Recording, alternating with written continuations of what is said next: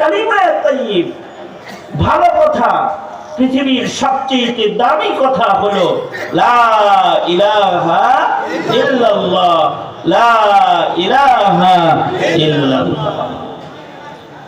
অযোগ্য ধর্ম ওই পিতামাতা যারা তাদের সন্তানকে এতটুকু মুখ দিয়ে বাইর করতে পারে না, লা ইলাহা ইল্লাল্লাহ বাইর করতে পারে না।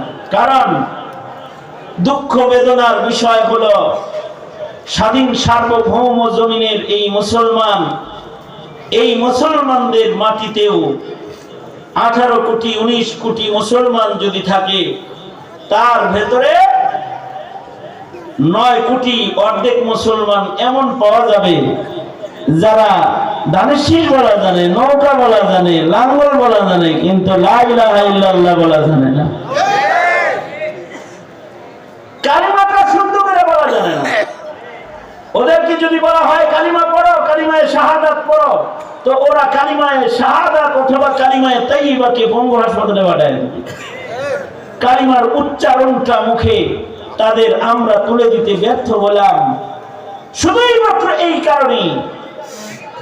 মাওলানা ইলিয়াস রহমাতুল্লাহি আলাইহি 6 উসুলের তাবলীগকে বিশ্বব্যাপী মুসলমানদের কালিমা ঠিক করার জন্য সারা দুনিয়াতে ছড়ায় দেওয়ার মেহনতে জিন্দেগিকে কুরবানি দিয়েছিলেন, যে সবার মুখে 1 নম্বর কালিমা তুলে দাও, সবার মুখে বের করো, এটা শুদ্ধ কথাটা বের করো, লা ইলাহা ইল্লাল্লাহ, এতটুকু শুদ্ধ করে বলা শিখাও।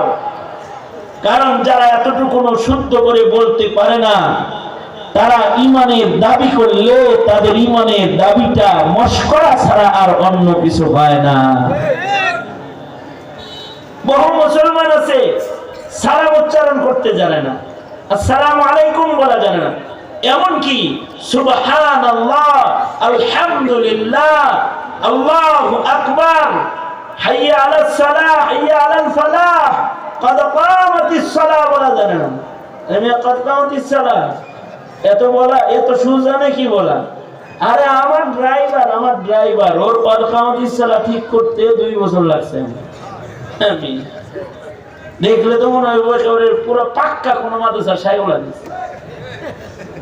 কিন্তু ওই যে ছোটবেলায় যে মাদ্রাসায় যা শিখে নাই, এটা সাজা, এটা যে বুড়া বয়সেও ইকামত দিতে যায় খালি কাদ কামাতিস সালাহ, কাদ কামাতিস সালাহ, কদ কামাতিস সালাহ বলিব, কাদ কামাতিস সালাহ, এটা বাইর করতে 2 বছর লাগছে আমার।